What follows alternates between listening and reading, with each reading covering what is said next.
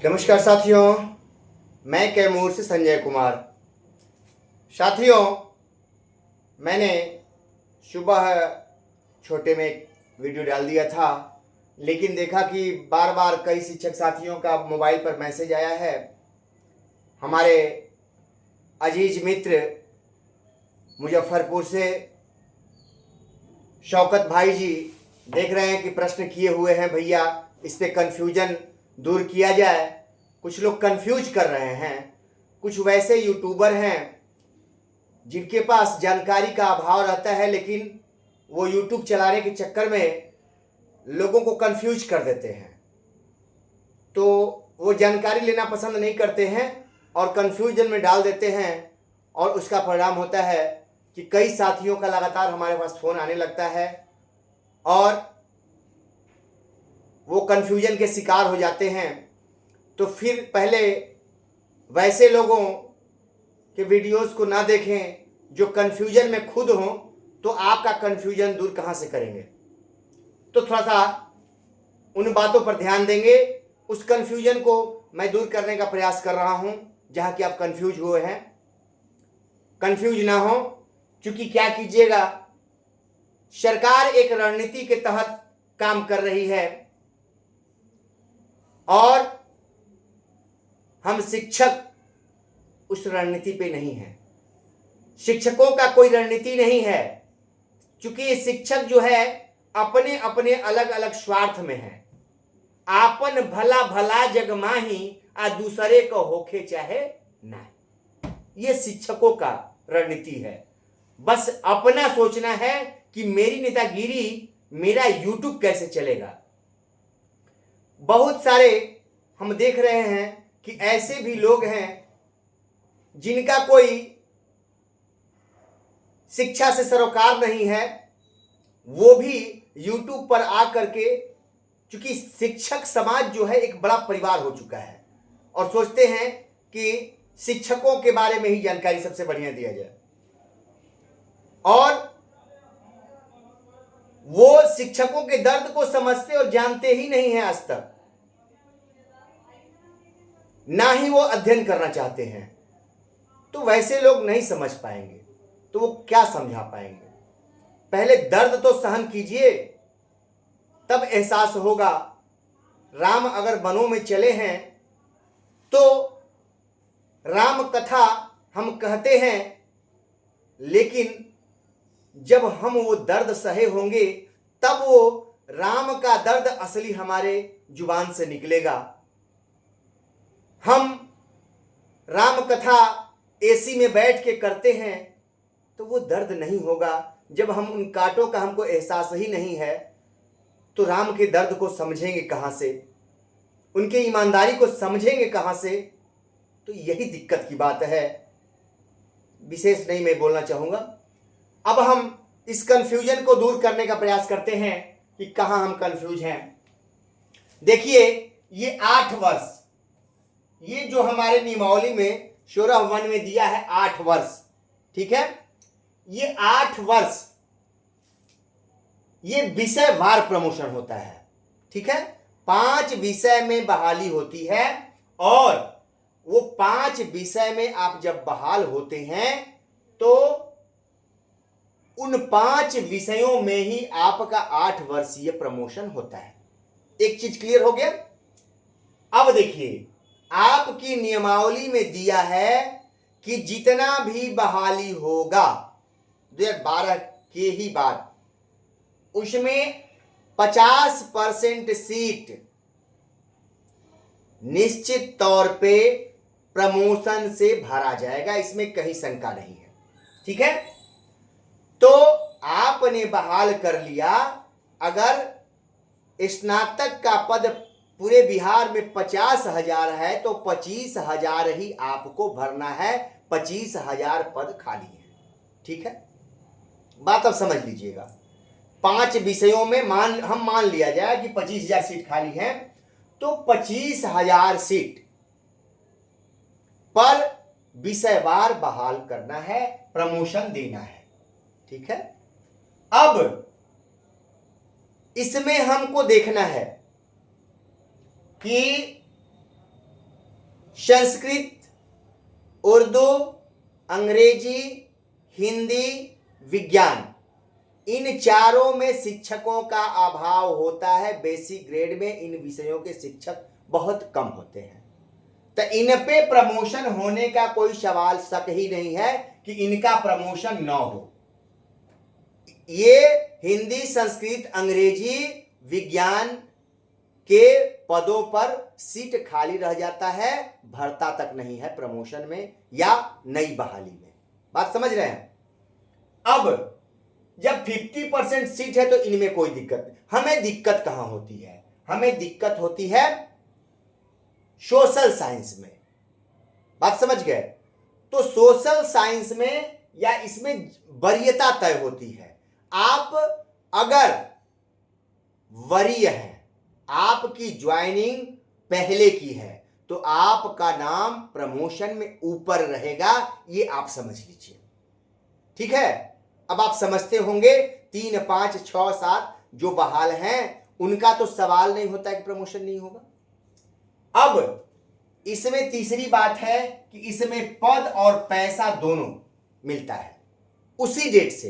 अब कुछ लोग सवाल उठाए कि पता नहीं न्यायालय क्या आदेश दिया है, कैसे, हम नहीं जानते। तो बिना हम जाने उस मुद्दे पर दूसरे की बातों को काट देना, ये हमारी मूर्खता का द्योतक है। जब हम खुद वो चीज कहने जा रहे हैं तो पहले उस चीज का अध्ययन कर लें, तो दूसरे की बातों को काटें तो बेहतर होता है। और हम जानते भी नहीं हैं और उसकी बातों को काट देते हैं, दूसरे को कंफ्यूज करने की बात करते हैं, तो कहीं ना कहीं हमारी मूर्खता को प्रदर्शित करता है। अब देखिए, न्यायालय का आदेश 4-5 आदेश इसमें हुए हैं, स्पष्ट है। मेरा तो सिर्फ अकेले केस था, लेकिन पूरे प्रखंड को आदेश दे दिया। मधुबनी से वगैरह 3-4 जगह अवमानना भी हो चुका है। स्पष्ट आदेश है कि डेट ऑफ, जिस समय उनका पूरा होता है, जिस समय आपका 8 साल पूरा होता है, उसी समय से लाभ देना है। पूर्व के शिक्षकों को भी पूर्व से ही इसका लाभ दिया जाता है। बात समझ लीजिएगा। मैंने उनसे बात किया, उन लोगों से भी मैंने चर्चा की, कहे कि नहीं, जिस डेट से आपको पूरा हुआ है उसी डेट से मिलेगा, इसके लिए एरिया सरकार को देना पड़ेगा। और मेरे केस में तो स्पष्ट आदेश है, ठीक है। अब सवाल उठता है, न्यायालय के आदेश को भी मैंने बता दिया, आप लोग सुन लिए कि न्यायालय का यह स्पष्ट आदेश है। 50% सीट भरना है, यह भी नियमावली में स्पष्ट है। अब हम बात करें समान काम समान वेतन की, तब मुरई कहां का बात कहां, ठीक है। अब समान काम समान वेतन आपके नियमावली में नहीं था, वो एक अलग नियम था, उस पर कुछ विशेष अधिकार प्राप्त है, ठीक है। राज्य सरकार को कुछ विशेष अधिकार वित्तीय पर प्राप्त है, लेकिन ये नियम स्वयं राज्य सरकार ने बनाया है नियमावली में। इस चीज को राज्य सरकार नहीं काट सकती है, इसको टाल सकती है, टाल मटोल जरूर कर सकती है। क्योंकि उसको पैसा बचाना है, तो ऐसा टाल मटोल करेगी तो लोग झटके में भाग जाएंगे, तो फिर हमारा पैसा बच जाएगा। दूसरी चीज, आप जब फॉर्म भर दीजिएगा तो उसको वापस ले लीजिए। ऐसा होता है क्या कि हम जाके वापस ले लें? अगर दे दिए नाम, प्रमोशन मिल गया, तो उसको वापस नहीं ले सकते हैं, समझ लीजिए। अब दूसरी चीज, हम यहां तक तो क्लियर हो गए। ये 50% सीट है, तो भैया मेरे कहने का मतलब है कि थोड़ा आप अब विचार कीजिए कि आपका सोशल साइंस से कब के बहाल है। ये देना है सरकार 12 साल 16 एक। हाँ, एक बात और कि सरकार उसमें लगाई है कि सरकार इसका अध्यादेश जारी करेगी, ठीक है। वो इसीलिए की है क्योंकि हर बात हर लोग नहीं जानते हैं, इसमें डूबिएगा तब मिलेगा। ये क्यों लगाई 20 के नियमावली में, इसको समझिए। 20 के नियमावली से पहले ये शब्द नहीं थे, लेकिन 20 के नियमावली में ये चीज क्यों डाला गया? ये कैमूर जिला के चलते डाला गया, मधुबनी के चलते डाला गया। कैमूर जिला वो एक ऐसा जिला है जहां आज भी 8 वर्षीय प्रमोशन का लाभ, वित्तीय लाभ, पद लाभ सारा मिल रहा है। इसलिए सरकार ने 20 की नियमावली में, चूंकि हम लोगों का मैटर हाई कोर्ट में गया था मेरा, तो वो मैंने लगा दिया था। सरकार परेशान थी, सरकार संजय कुमार बनाम बिहार सरकार केस से परेशान थी, लेकिन लाचार थी। कानून कानून होता है, लाचार होकर के वो फिर डबल बेंच में दिखावा करने के लिए गई है, सिर्फ रोकने के लिए, समय बिताने के लिए, और कुछ नहीं। ऐसा नहीं है, वो जिस समय से है उसी समय से लाभ देना होगा, आदेश में है, इतना जान लीजिए। अब भैया आप अपने सर्विस को देख लीजिए, क्या सर्विस कब का है, विषय कौन सा है, इस पे विचार कर लीजिए, और फिर आपकी इच्छा क्या है वो विचार कर लीजिए। आपकी इच्छा हो, अब 12 वर्ष थोड़ा सा देख लिया जाए पहले। 12 वर्ष, इसमें सिर्फ पैसा मिलेगा, पद नहीं मिलेगा। सिर्फ पैसा मिलेगा, पद नहीं मिलेगा। आप बेसिक ग्रेड के ही शिक्षक कहे जाएंगे, और स्नातक ग्रेड का दोनों में मिलता है, ठीक है। लेकिन इसमें जान लीजिए कि जब आपका 4 साल पहले से मिलेगा तो इंक्रीमेंट लगना पहले से जारी हो जाएगा, तो अंतर तो आएगा। इसके बाद ये जिस दिन से आप पूरा कर लीजिएगा 8 साल, उस दिन से 5 साल बिताने पर आपको प्रधानाध्यापक, सरकार के लिए पेच फंसा हुआ है कि ये तो तुरंत फिर मांग करें, क्योंकि उसमें भी आदेश हो चुका है, जान ले सरकार देना पड़ेगा, तो ये तो तुरंत मांग प्रधानाध्यापक का करेगा, ये भी पद देना होगा। तो ऐसा है कि बेसिक ग्रेड में डाल दो सबको, प्रमोशन दे दो, और उसके बाद 5 साल बाद ना स्नातक ग्रेड में जाएंगे तो फिर देखा जाएगा। ये समय बिताने वाली बात है। तो अब 12 वर्ष सिर्फ पैसा देगा, पद नहीं देगा। प्राइमरी में है, प्राइमरी में ही रहेंगे। स्नातक ग्रेड का जब ये मिलेगा तो आप सीधे मिडिल स्कूल में जाएंगे, 6 to 8 के टीचर कहलाएंगे, और जो 6 to 8 के टीचर ऑलरेडी हैं उनको प्रधानाध्यापक के लिए, इसीलिए तो सरकार सोच रही है, क्योंकि इसमें से भी स्नातक ग्रेड वाले में से भी अधिकतर चले गए हैं, क्योंकि उनकी बाद की बहाली थी, वो लोग विशिष्ट बन चुके हैं अधिकतर। तो सरकार देख रही है कुछ लोगों रहेंगे स्नातक ग्रेड में, और इनको कुछ लोग बचेंगे तो प्रमोशन दे करके उसके बाद प्रधानाध्यापक बना दिया जाएगा, कहानी खत्म, कोर्ट का पटाक्षेप हो जाएगा। सरकार इस चक्कर में लगी हुई है।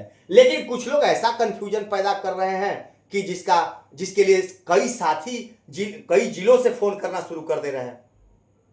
अरे भैया अपने कंफ्यूज हैं तो अपने रहिए ना, सबको क्यों कंफ्यूज कर रहे हैं? या तो फिर अध्ययन करके 99-94 के लोगों से बात करके पहले समझिए, सीखिए, और तब अगर सीखने समझने में, ज्ञान लेने में शर्म आती है तो यूट्यूब बनाना छोड़ दीजिए, बेहतर होगा।